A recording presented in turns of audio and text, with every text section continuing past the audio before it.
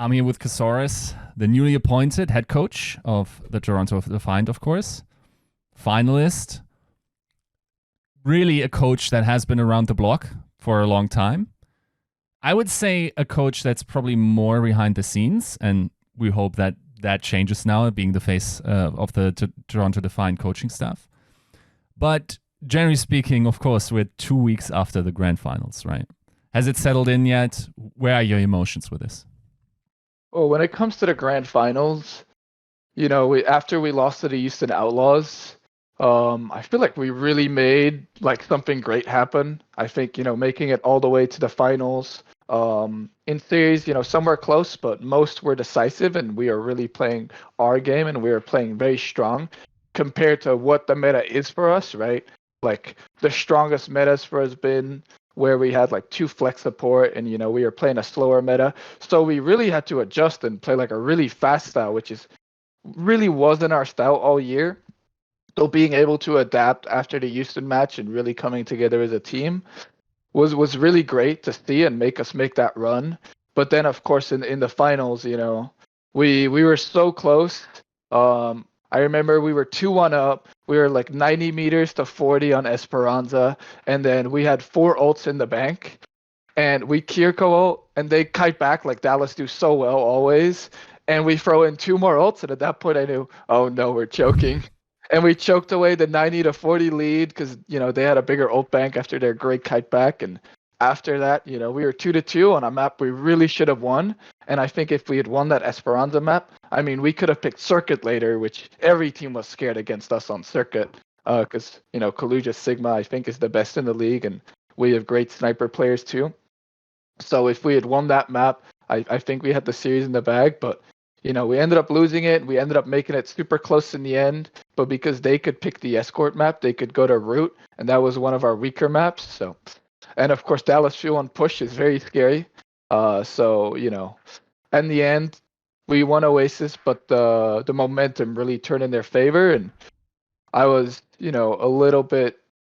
I have regrets over not being able to turn that momentum around again and come back in a map 7. But when it comes to Dallas Fuel, they have a lot of experience on the roster. Our guys were a lot less experienced. Of course, we have Violet and Striker, who brought a great deal of experience, especially Striker's calling. Ended up being very strong on the Reaper, just like he had done, in the Doomfist Reaper meta back at the end of season 2. So he brought a lot of that veterancy. But we still had 3 rookies in the lineup. And in the end, the nerves kind of got to us, and the experience from the Dallas Fuel ended up triumphing. Do you think it was just nerves, or was it also a little bit exhaustion? Because after all, that was pretty much a marathon day for you guys, right? I definitely think the exhaustion played a big factor. We ended up doing really good against the Houston Outlaws, making that series as short as possible, luckily. So we ended up 3-0ing them. So I think coming into the finals, we had a lot of energy still, but when it comes to maps 6 and 7, a lot of our guys, they said their eyes were starting to get dry, and because we had to get up a lot earlier than the Dallas Fuel as well, the day ended up going really late for us. So I'd say the level of exhaustion is a part of it, but I still feel like Dallas Fuel, especially on push maps, are just so incredibly strong. I don't think if we were like fully awake that we would have won Coliseum either. Just because their level of kiting back and pushing again is really good. And especially on push and cough, that's super important. It sounds like you guys had to change your fates in some way. How confident did you enter the playoffs? Or did you think like you would make it to the grand final, have a serious shot at winning it all? Or did you struggle mostly in the run-up to the finals week? I would say in the run-up, we were a top 4 team. We weren't we were going even with Glads, and we were like doing pretty good against teams like London, right? But it really depended on what the enemy team's style was, whether or not we did good against them in scrims. But I'd say in the playoffs, we leveled up a lot, right? Like, I mean, you saw it. We lost against the Houston Outlaws. We didn't really play like a team. And then after all that leveling for losers bracket, we faced them again. And I think we look like a completely different team because, we really started understanding the meta. we had a lot of keywords to cross over, our language barrier. And I think, everybody really figured out that this meta, we can't win by individual play. We have to make things and make rotations happen as a team. And, I think we did that as the second best team. I think Dallas, the Dallas Hive Mind did that better than us, but I think we did that as the second best team. And through individual play as well, especially, carry performances from Proper, we were able to, kind of use that team play plus Proper's play to beat out all these other teams. Is there something that you could put it to in terms of who stepped up? Was it someone in particular or a thing in particular that happened that you turned it around? I'd say it was the team as a whole. After we lost to the Houston Outlaws, everybody was really like, we should have never lost that match. If we, we're just on the same page, we would have won that match. And then after that, every round, every team meeting we had, every 3-2-1 before the map, we just said same page, so everybody knew, somebody makes a call, it's a bad call or a good call, you have to trust them and we have to do it together. So I just started saying, it's weird, but 5 monkeys together is better than 5 smart players each doing their own thing. So we really started playing like a unit, I think, when it came to later things. And another thing, I can say this since, the playoffs is over now and, I can give away some of our strategies. But another thing we started doing was every Winston would peek the enemy Sojourn and give charge shot, right? So what we would do is we would honestly start playing our Sojourn like an off tank and just a bait, and we would just hide our Winston and just not give them any Sojourn charge for every single neutral fight, and we'd really work on that. And Proper would say you guys hide here, I'm gonna go baiting. And he would bait and he would get his charge while the enemy Sojourn has a hard time getting charge because only our Sojourn speak and the rest is just hiding.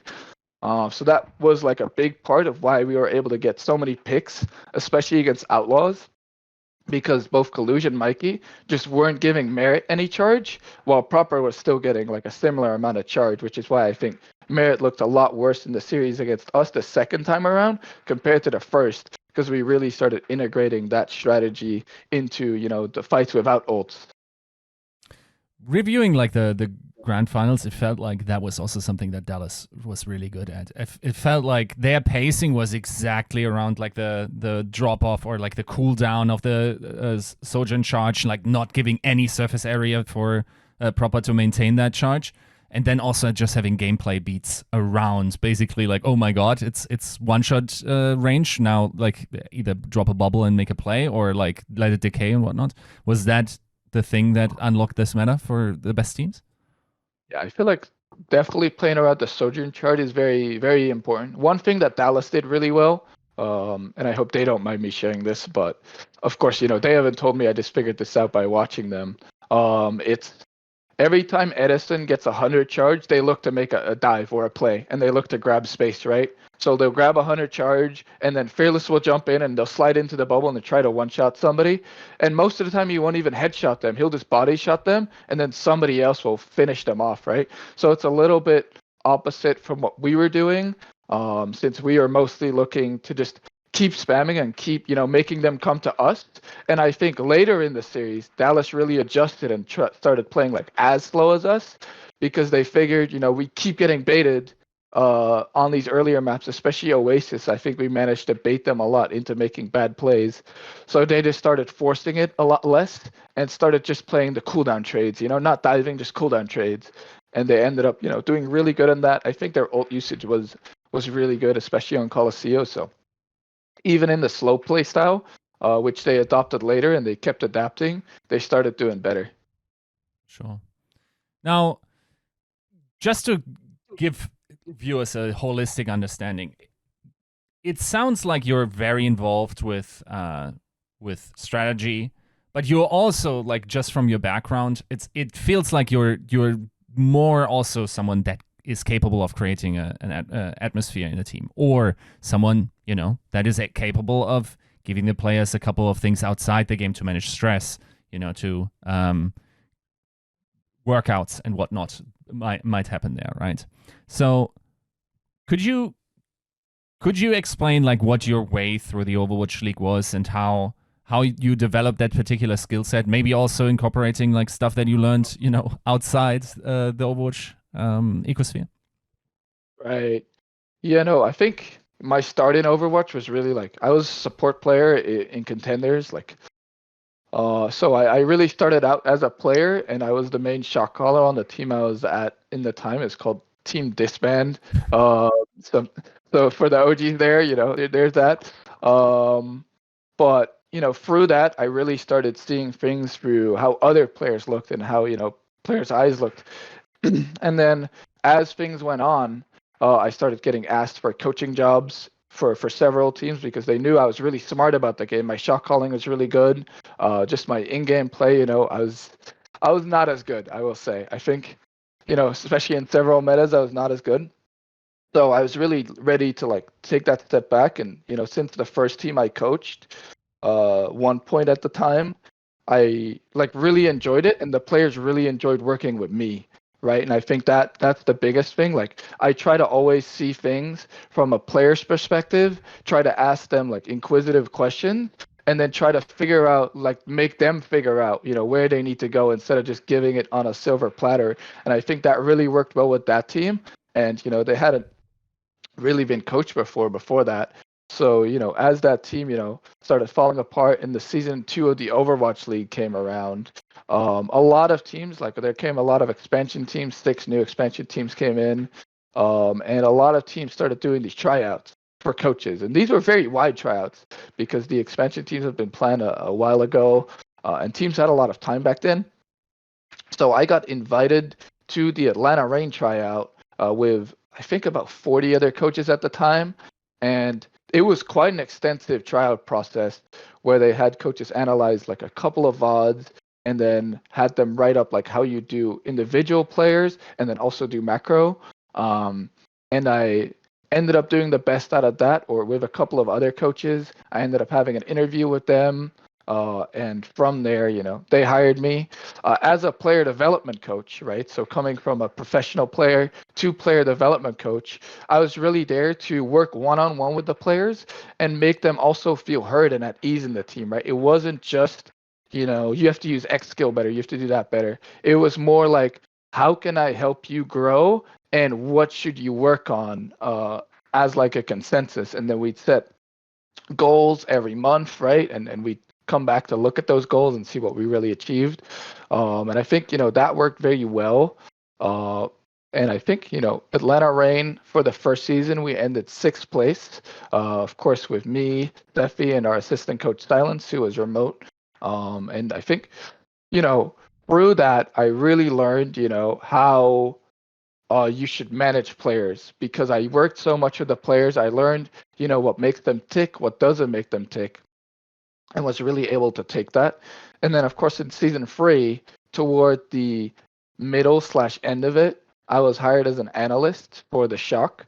And I came in mostly remote, where I learned to do more macro work, right? Because before that, I was doing a lot of streams, I was doing a ton of VOD reviews, I was doing write-ups, like I was putting in a lot of work just to make my macro knowledge level up to that individual knowledge that I already had from being a player and being a player performance coach.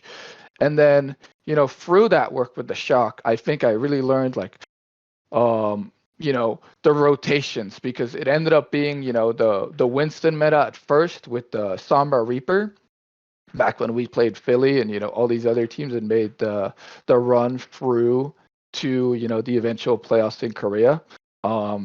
And that really depended on, where does my Reaper play? Where does my Sombra play on this map? Where does the enemy team Sombra put their translocator? Is that a good spot? Can we punish that? That sort of stuff is really what they were looking for from the analyst side. So I was really like focusing on ult management, rotations, what the enemy team does really well. Can we steal it?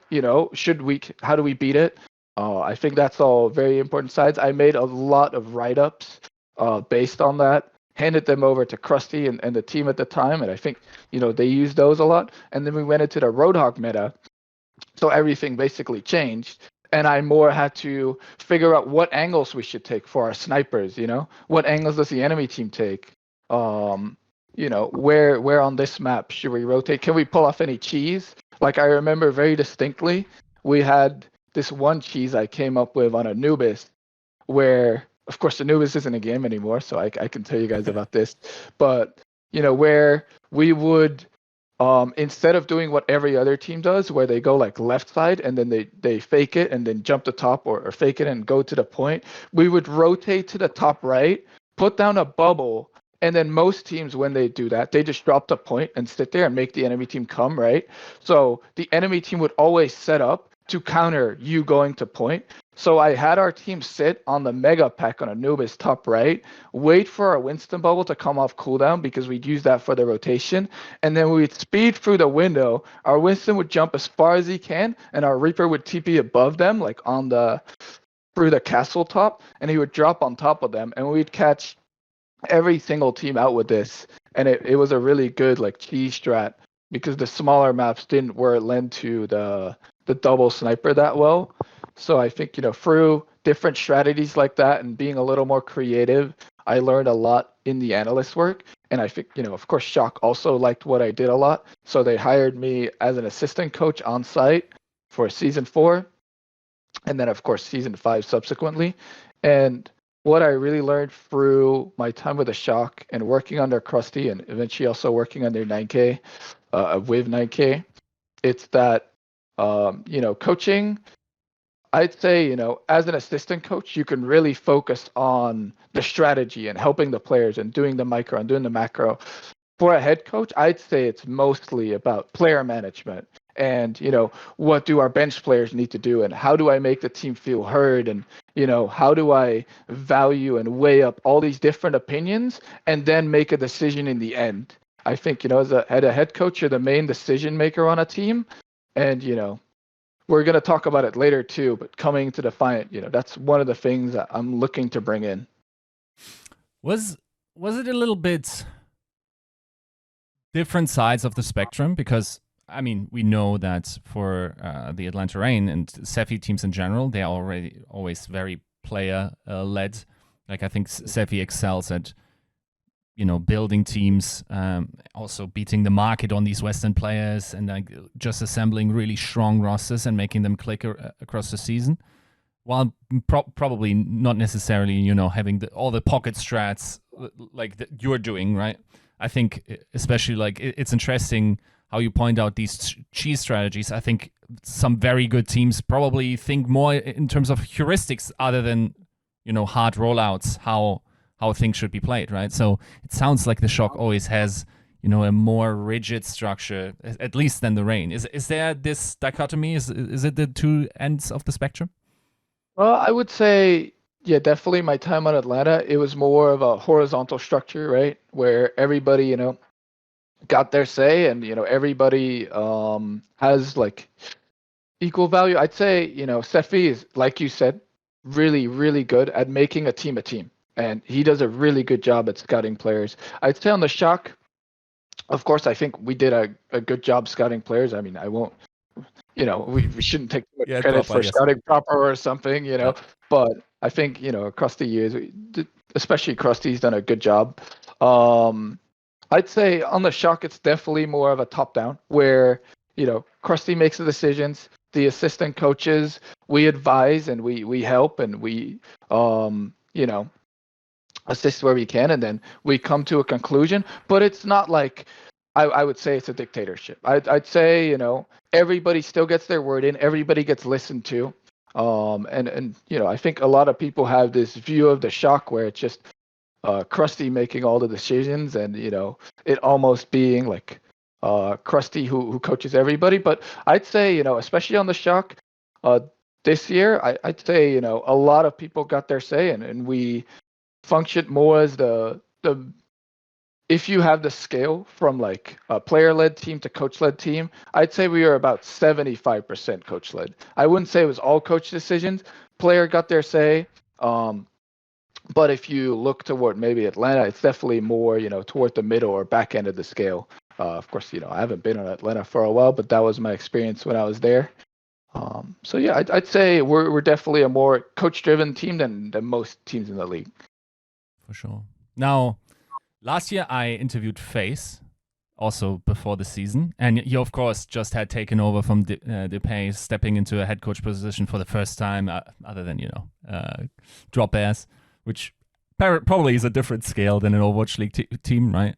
And I asked him back then, like, do you feel ready for the head coach position? And he said yes. And then afterwards, in the second interview, I asked him, were you ready? And he was like, yes, but I had to learn so much. Do you feel ready?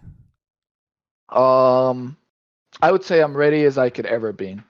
I've been, an analyst, an assistant coach, a player development coach. I've seen I've seen all sides of the spectrum, right?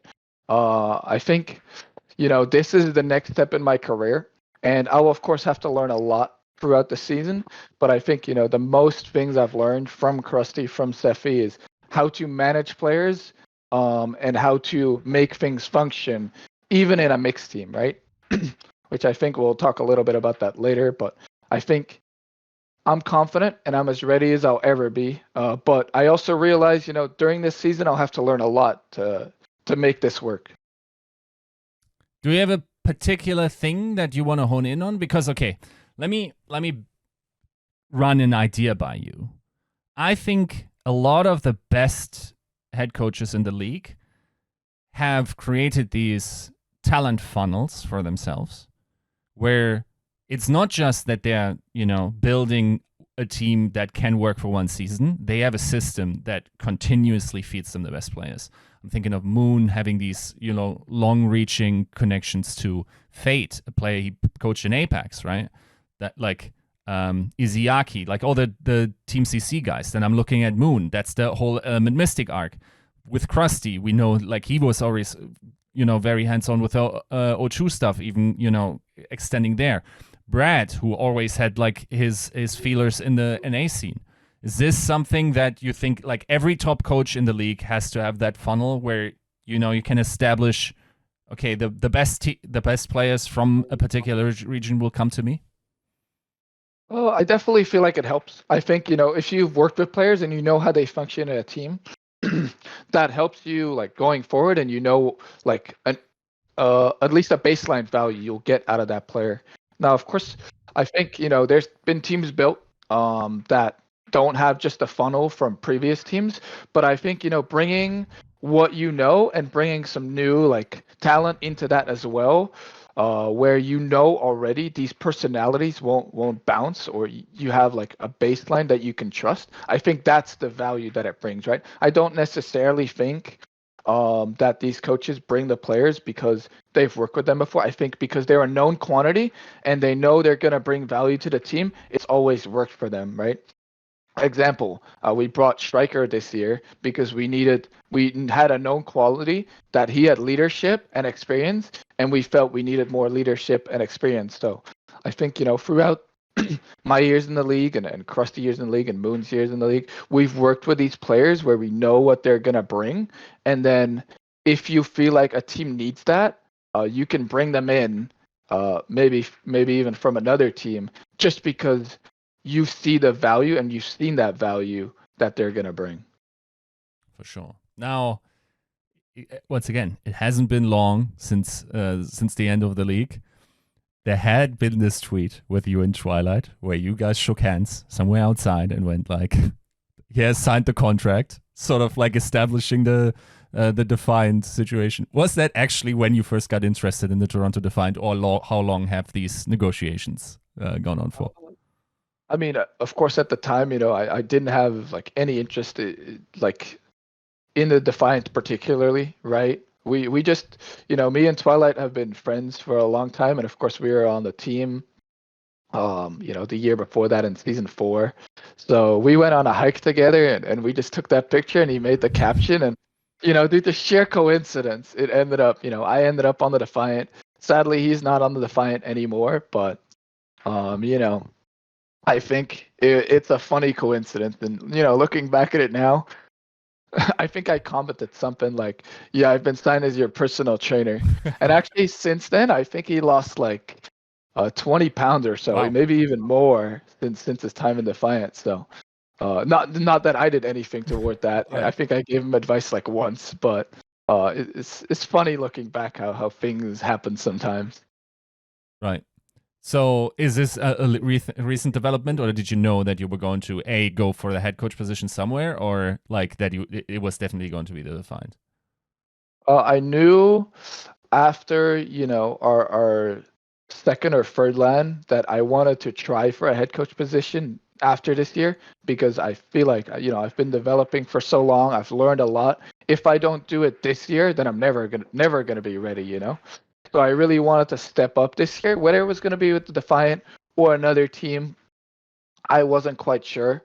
But I think things fell into place, and I think Defiant is one of the best homes I can find myself on.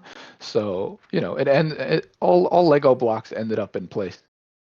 Sure. Now, as every team this year, there have been some announcements in terms of the rosters. How much say did you have so far in the roster movement? Um, That's tough to say. I'd say at the very start, of course, some decisions had already been made. Like with Twilight, I didn't have any say into it. He had already decided for himself what he was going to do. But I'd say since then, I have a lot of autonomy in what we're gonna do with this roster and how we're gonna look ahead. So I'd say, especially for our future signings, if I don't want it, it won't happen. And if I really want it, it will probably happen. Of course, we still have a manager and ownership group who have been super supportive. But whatever I decide, I'll run by them, and then we'll talk about it and we'll figure out if it can happen or not. But especially now, since I just got made head coach, they really want to put me in a position to succeed where I can build my own roster and shape this season for the team and for myself. It's interesting, like when you talk to specifically general managers, at this point, they have a couple of ideas that they can go down, and then none of them ever come true, right? Like to that extent. Of course, increasingly, like a high percentage of wishes come true for the top paying.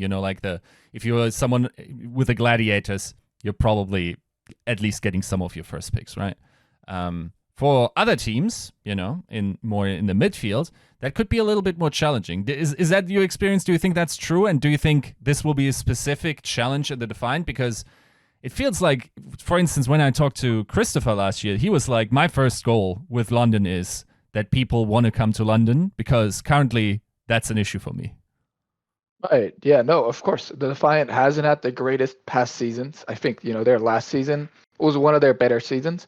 But, if I am, like, let's put ourselves in the player's shoes here. If I am a top player and I have a pick of any team, would Defiant be my first pick? Probably not, right? I'd look at Shock, Gladiators, teams that are more well established, that have won championship, that have won titles. Those would probably be my first picks. So there's definitely a challenge we have to face. And I think, this next season, as a Defiant, we're definitely going to try to, work for the long term and bring some of that repertoire back. Show these people that the Defiant can do really good and can win, and that it really should be a home for these players. Now, that's not to say, we can't get any of our A-tier picks.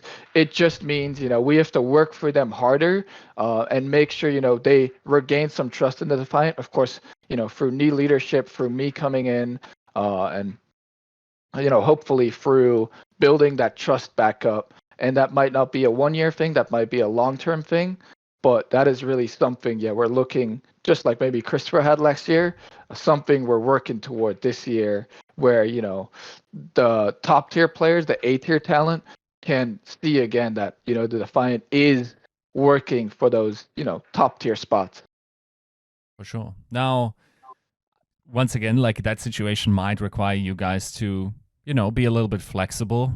It's 2 days, I believe, until the transfer market opens, and you're confronted with reality. Have you talked through what kind of, let's say, roster building paradigms you're happy to make? For instance, what about hybrid rosters? Right. Yeah, so I have learned Korean ever since 2019. I wouldn't say I'm fluent in Korean, but I can understand about 70 to 80% when people are talking, and I can speak. My speaking's a little bit slow, but I think, through these years and through working with Korean players and having always been on mixed teams, ever since season 2. I've learned how to navigate these mixed rosters, and I'm confident, even if we're making a mixed roster, that we can make it succeed. So it's definitely an option I'm considering.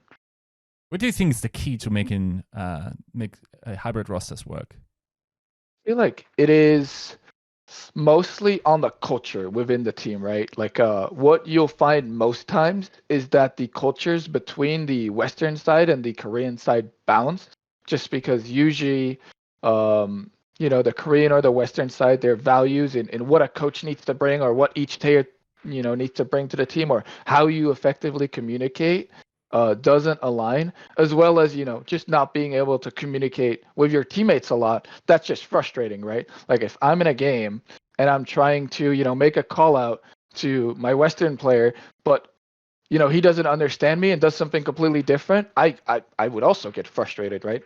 So it's about making people feel heard and aligning them. I'd say one thing that I said earlier, for example, is making a lot of keywords where the players are on the same page, even though there's a language barrier, just because of that keyword.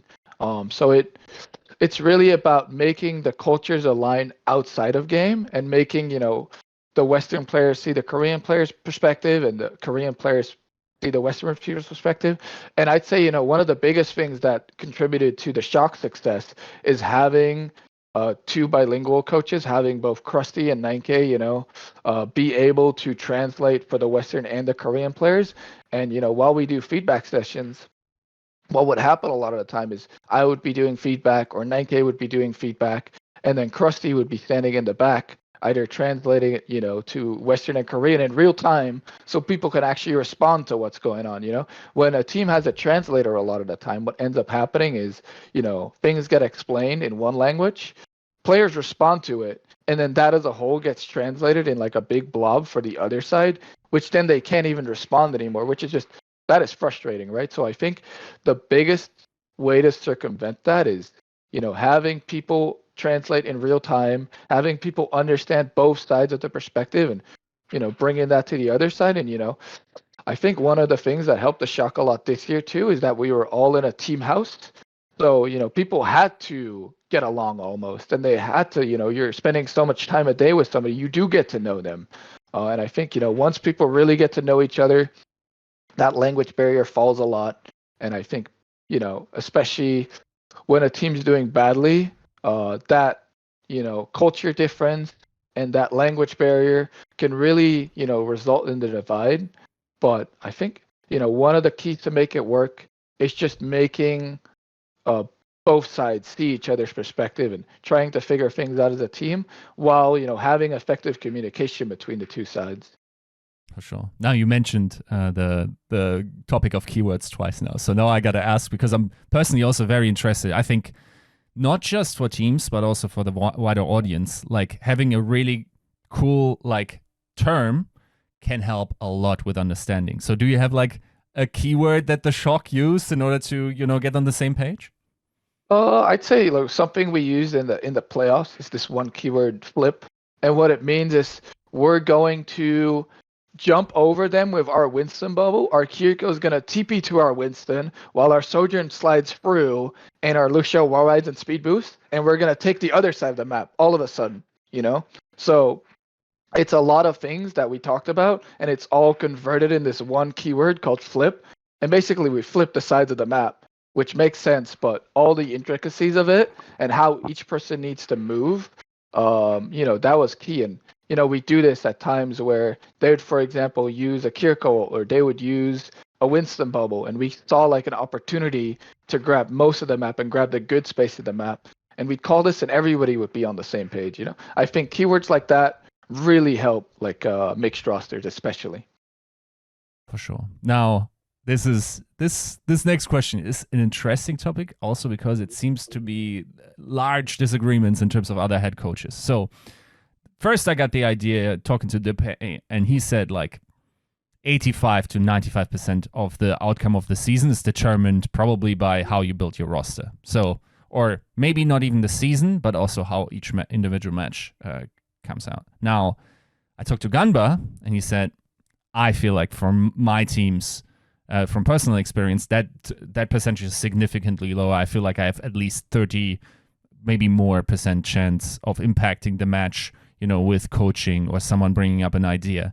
What do you think? What's your percentage? How much is predetermined in terms of like who you send on the server, and how much is, coaching or player input? I think it depends on where you are in the season. I would say, personally, if I had to give it a number, I'd say I'm more aligned on the Gumba side, where maybe it's like, scouting is definitely one of the most important jobs a team does. It affects your whole season. And it, a big part of scouting is too making personalities align, right? It's not just getting the star players, it's also making a team that is going to work in the long run. And with that, also comes, how coachable is the team. So I think honestly for me, it depends on team per team, right? If you've got a lot of rookie players, right, I think you have a bigger impact as a coach because they're more likely to listen to you. But if you've got a lot of star players, right, I'd say it's more the scouting you do and the caliber of the star players and how well they work together. So I think it depends, right? If you've got a lot of people year one, haven't won a lot of championships, let's say it's London, right? I think with a team like London, some of them already had experience, some of them didn't. But I'd say you have a bigger impact as a coach on a team like London than a team like Glads, for example, who have a lot of star players who already have been through a couple of seasons. And your scouting and making the roster gel as a whole matters more. So I would say, that is a big difference. But if I had to give it an arbitrary number, I'd say, the scouting is probably 70%. And then, the results above that, I'd say it's about 30% of what you can make during the season. But I think that scale changes based on how experienced your roster is and how coachable they are. For sure. Now, not that many more days to do for the FA window to open. And of course, we understand you can't talk about specifics, but, rough philosophy in terms of the roster building, that's interesting. So, for instance, we had some learnings of how you could probably build Overwatch 2 rosters. A lot changed. It felt like rookies this year were far more valuable in past years, right? Presumably because the game changed so much, and whatever experience, the value of that was a little bit diminished over time. What do you think generally? How many players do you want per role? And maybe also, how much veterancy do you want? I think there definitely needs to be a shine in veterancy on the team. But I would also say, especially for roles like flex DPS, right? There's gonna be, so much shift in metas, and I think, a lot of new characters are gonna get added now that Overwatch 2 comes out. I think if you were to ask a bunch of coaches right now, they probably value like a player that's malleable, that's a rookie, that's young, a lot more than maybe 2 seasons ago when it was just the same meta, no characters got added, no new maps. So I feel like that's why in Overwatch 2 rookies kind of shined this year because they are able to adapt quicker to a whole new game compared to veterans. Now I think especially when you look at the shock, the veterans are also what carried us in the end. Striker's experience, for example, was able to lead us to that second place. So I think there needs to be a balance between the two. I think some veterancy on the roster, really valuable, right? Especially through calling, through keeping the team calm in pressure situations, and through a degree of leadership that, coaches can always bring leadership, I think, but a leader in game, a leader to the players too, I think is very important in a roster. So I think between malleable rookie talent and veterancy, there needs to be a balance. And I think, for Overwatch 2, a lot of teams are going for a smaller lineup, right? Because I think especially last season, a smaller lineup was really good because there was just no way to practice outside of scrims. There was no ranked. You just had 5 players on the roster, and if you just had 5 players and they'd play all the time, they'd get much more experience than a team with like 9 players that had to split like playtime, right? So I think especially last season, these really small rosters were really valuable. But I would say this season, I think a lot of teams are still going to go for a very small roster. But I also personally feel if a bench is well managed, then a 7, 8 player roster can also very much work, just to bring flexibility, just to bring expertise, and to bring different playstyles and different metas. Because a lot of people look at players in a way where, oh, they're good at this character, they're good at this character, but they don't look at players in a way where their personality is aggressive or their personality is defensive. And based on that, they might be better at a character in one given meta, but they might not be as good in another given meta. I'll take Shock, for example, again, because of course I'm on that team. We had Kalush, who is really good in a slow Winston meta because he's very good at counter diving and playing passive and not taking damage and enabling the team. And yet we played Mikey in the finals because he's more aggressive, and we felt against Dallas, if we're going to play that passive style, their cooldown usage is just going to be better. So then we should play Mikey, and he's been performing better and better, just because he brings that aggressive impact to the team where he makes the enemy team react instead of us having to react, right? And I think that really depends meta to meta. I think some metas passive play is way better, and some metas aggressive play. So I think instead of just looking at players like, oh, he can play this character, he can play that character, I think it's also important to look at this player's preferred play style is aggressive or passive, and that's what we need in this meta. Makes sense. Now, one interesting position that, of course, changed last season is the tank position. And there, I think across the league, we had pretty different approaches. Teams like Seoul, teams like Atlanta, or even the Mayhem, they went with one tank and generally had them play everything. And arguably, that was a little bit nerfed because their players that had their particular role, let's say a main tank, couldn't grind the off tanks because, that wasn't the same experience. Theoretically, those types of teams now get an upgrade. On the flip side, we have the two finals teams. Those guys had, you and the Fuel had two different tanks. I would argue that ended up being a huge boon for the Fuel specifically, because yes, of course, if you have a Hanbin meta, I think that's also not bad for them. But the fact that they had Fearless, had they not had Fearless, I'm not sure if they're winning this year, right? So where do you fall? Do you need two tanks going into the season 6? It really depends. It depends on the tank you have. I think, of course, everybody wants a tank that can play everything to a super high level, right? But there's just not that many of those. Most tanks will still either be good at main tank or off tank. So I think unless it's a very special case where you have such an expertise main tank that can play everything to a really high level, I would rather have the expertise of having two tanks.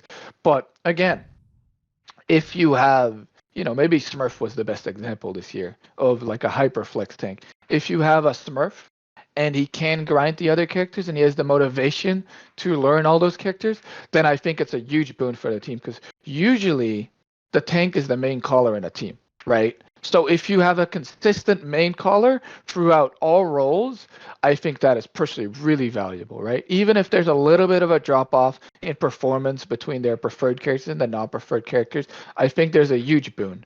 But I think most players in the league just hasn't gotten that far, right? You think of Flex DPS 3-4 years ago, right? Nobody could play Hitscan that played Flex DPS, but now you have so many Flex DPS that are also expertise at Hitscan.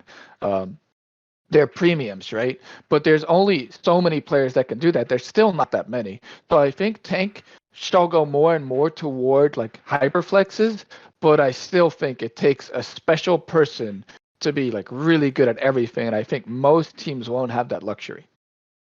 You mentioned that you only think a couple of tanks can cover the full roster. Would you mind naming those that you thought could do it this year?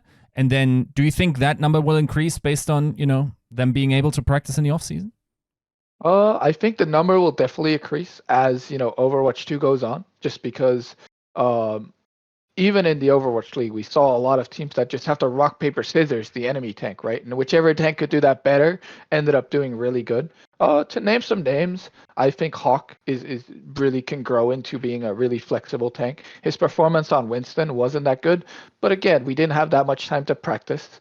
And then, I think, of course, Smurf, really good. Someone showed he is very flexible tank. He can cover everything really well. I think Reiner also falls into that hyperflex category with how fast he picked up Doomfist, and if he gets more practice on other characters, I think he can do really good. So there's a couple of names of last season players who can grow into that. I also think, especially coming up, these 18-year-olds, 17-year-old tanks that are grinding in contenders now, I'd say, to them, it's a really big boon if you don't view yourself as a main tank or an off tank. If you just view yourself as a tank and you practice all tank characters and you can become really good at them, you become a really valuable commodity to all teams because it's rare. For sure. Now, we talked a little bit about the different types of spectrums of like how you manage a team. Now you're in a head coach position. It feels like it's not just down to the head coach to dictate a structure. It's either that the head coach has to be flexible and look at the type of characters that he has on the team and then adjust, or build a roster of the personality types specifically that suits his strengths. What kind of approach do you think you will be taking? I think I will take the middle ground where I want the roster to be a roster where it's very coachable. I can steer them in directions I want, but I'm also my personality type. Maybe it's because I was a player before. I always look at things from a player perspective a lot and make decisions that way. So I definitely want to hear my players out, and I want to be the decision maker, like the decisive head coach, makes decisions for the team, but doesn't ignore the team and just goes his own way, right? I'll have my own values, my own core ideas, and I want to mix those with the team core values and ideas, and I want to make a consensus, right? I think, in a team, in a relationship, anywhere, making consensus is one of the most valuable things you can do. And I think that viewing people's perspective and making people feel heard and player management is really where one head coach can shine compared to another head coach. And I feel like throughout my years that's really my strength. So I want to build a roster where I can use those skills, can have a lot of player opinions, can have my own opinions and my coach's opinions, and make all those and make a one whole, this is how we should play, that comp is what we should play, this is how we should rotate. I want to take everybody's opinion into account, and I want to be the decision maker. For sure. Now, where that falls on the spectrum, I think that falls right about in the middle. Makes sense. Yeah. Another spectrum that is always very interesting, that's maybe not as known to the fans, is how hard players are babysat. And I feel like some organizations actually have this as a boon, because players just want to, many top players just want to focus on the game. They don't want to care about anything else outside the game. It doesn't necessarily mean that they're going to play better Overwatch because of that, though, technically, right? So there's other organizations that will say, okay, maybe I'm paying you a little bit more, but you got to figure out your housing. Oh, you got yourself a condo. I guess you now also have to organize, getting your lawn mowed and whatnot. We're not doing that for you, right? So what do you think? What is most conducive to like a top tier performance? Do you also need to help these young adults transition into adulthood, or is that not conclusive to like having great Overwatch play on the server, and like really it's down to grind out as much as you can and deliver like top tier performances that way? I really think it depends. I think it depends on the player, but personally I prefer when a player can mostly focus on the game, right? Like, of course, how do I put this? Of course, you want them to have some level of autonomy, like they make their own decisions day to day. You don't have to wake them up, right? Like that kind of stuff. That's way too far. I'd never do that. But I think, when it comes to like player housing or food, I'm happy to tell everyone, Defiant this year will be giving players housing, will be giving players food, will be paying for their travel, right? And making sure, these players can just focus on the game, because I think, when a player has to get their own housing, that's just stress on their head that they can't focus on the game as much because of that. So I think, whatever like really big decisions, like we're upheaving people from their home. Let's say we got a player from Korea, he's 18 years old, right? He's going to come to America or Canada or wherever. Am I going to expect him to be able to like rent a house himself? No way, right? So, for those kind of players, it's not necessarily babysitting, it's just making sure they have the fundamentals to make their performance happen, right? And I think more than that, players need to be held accountable, right, for their actions, right? Nobody should ever like or in my opinion, I don't think coaches should wake up players. This is a full-time job. They're getting paid. They're professionals. They should make sure they eat well, they sleep well. They're on time. They take care of their mental and physical health, and we can help with that, of course. But they have to do it themselves. But when it comes to like Maslow's pyramid, the first and the second level should be managed for them, and then everything above that should they should be able to develop themselves, and should grow into people as much as they can as well, with help from the coaches, with help from the org. But we shouldn't baby spoon feed them. For sure. Now, one interesting pattern that you could observe, like for instance, famously the Spitfire. I feel like as much as they improved on the server throughout the season, they also improved in the gym, seemingly. All of them. I know, like the Fusion went to the gym together. Is that like a trend in the Overwatch League that you welcomed? Would you facilitate something like that for your team? It's something I've been doing ever since I was 18 years old. I've always been going to the gym, taking care of my physical health, and I feel like every player is different.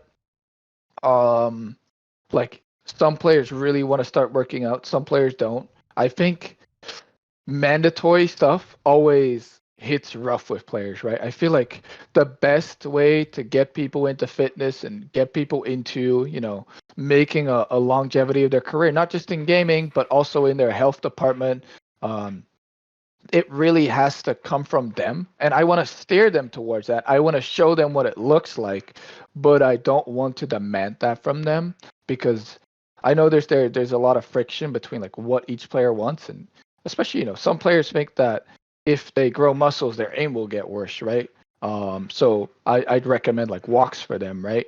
But personally on the Shock this year, I've always been working out 6 days a week, and especially on our team, I was really proud of our players, because we had a bunch of 18-year-old Koreans come in. I never expected that they would start working out, and then yet like 4, 5, 6 days a week, I'd have Proper with me. I'd have Kaluj working out. Mikey started working out. Kilo, Finn, we all started working out. Throughout the season, and I think it just becomes from a foundation, right? They see me and Krusty work out every day. They decided they want that for themselves, because it's a good way to keep in communication with your coaches, and also, work on your physical health and mental health. And, we had a gym nearby. It was nice. So, they all started coming with us. I think, except for like 2 or 3 players last year who were into other exercise, they would go on walks and stuff. We had everybody come in the gym as well. And for example, Proper, he actually went from like squatting. I think he started with 90 pounds, and at the end of the season, he's squatting 225 pounds for like 4 reps. And I was like, wow, because he is a really like strong build, especially from his legs. But I was like, wow, he went from that in one season. So I'm really proud of like some of our guys who kept consistently doing it. And when it comes to the question of, I know probably a lot of people must be asking this, is does going to the gym make you a better player? I think innately no. I don't think it makes you a better player. I don't think it harms you as a player either. But I think for the longevity of your career and your physical and mental health, it really helps. I think, like a good player, to make an example of this, would be Baby Bay, who's been working out, since his Shock days. He puts that in his routine. He makes his routine really solid, and now he's still going in Valorant, so many years later. And I really feel like taking care of his physical health, having a good balance between grinding the game hard, working out, and being social, really made him like go for so many years. So I think for longevity and for your mental health, it's really, really important. I guess Proper is capable of 2 types of deadlifts then. But one thing that I also always found interesting is, of course, in Overwatch, it seems to be a pretty strong correlation between people that being very hard workers and also being, top players. Most top players are able to just grind countless hours and make it work that way. There are the odd ones out where it's not like they slack in practice or whatever, but it feels like they get away with less practice.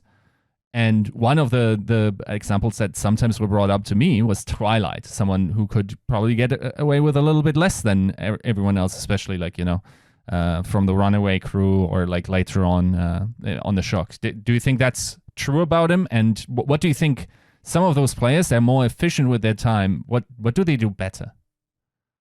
I think it really depends on the person, like you said. I really feel like it depends, right? Because I feel like Overwatch had been so stale for a long time that, if you had been good at Ana, like Twilight, you will continue being good at Ana as long as you use your brain and you learn about the meta and how you should play the character in the new meta.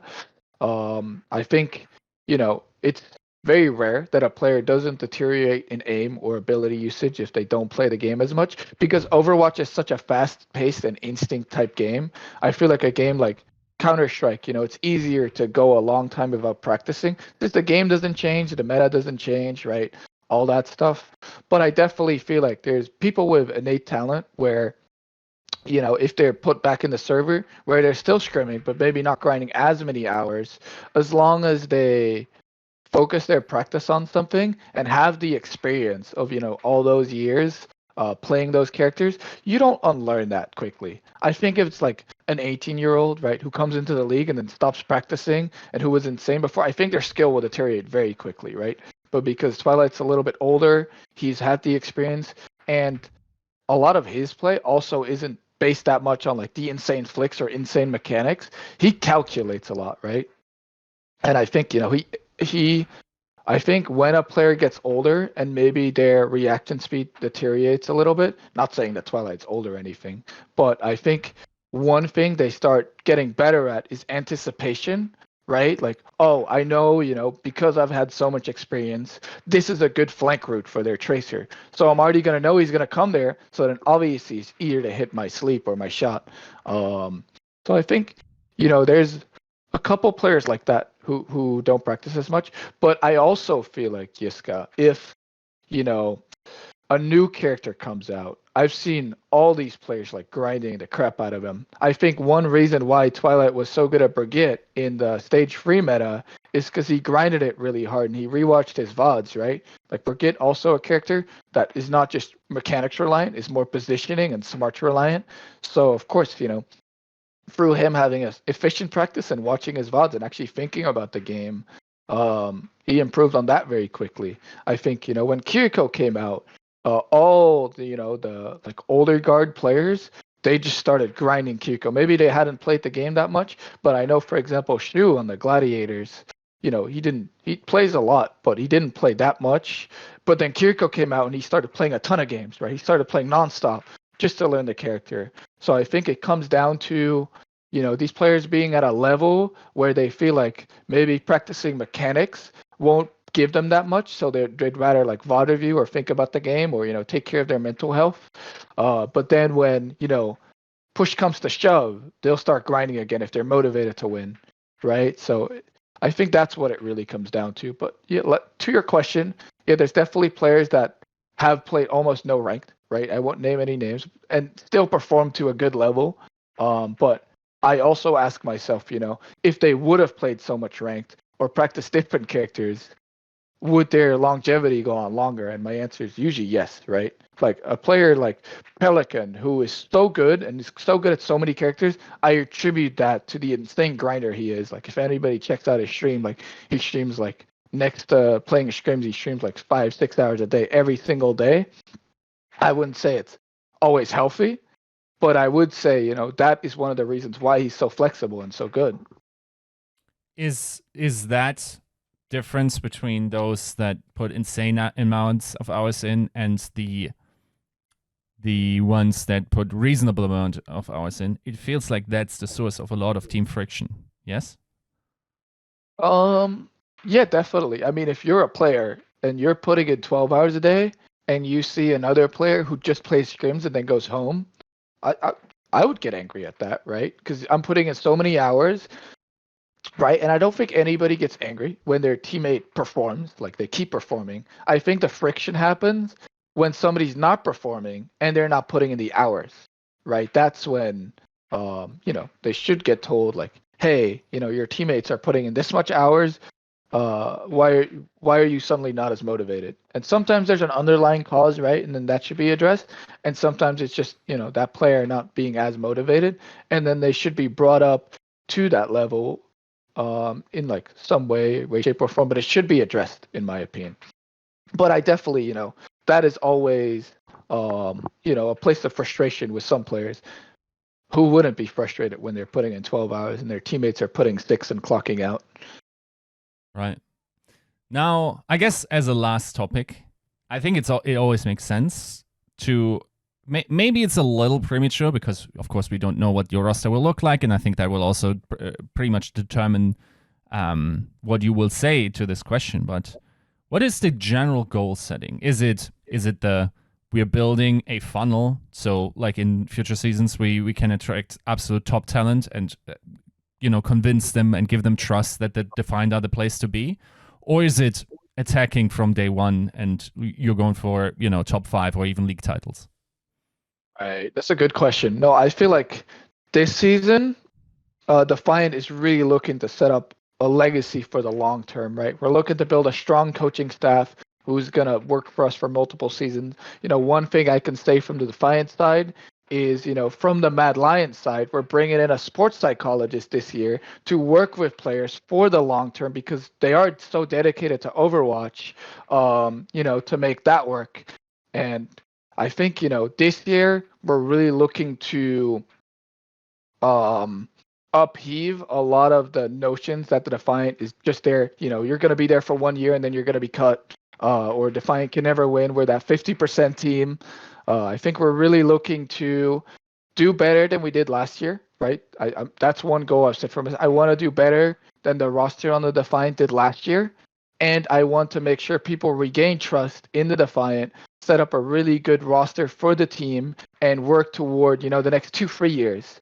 And luckily, I've got a lot of help from the Defiant side on that too. And we're really looking for set up a good record this year, set up a really good core of players, and then bring that to next year and build off that, and then go for the championship. Awesome. Then we wish you the best of luck. Also, of course, into the negotiations, and thank you for the interview. Thank you, Yiska.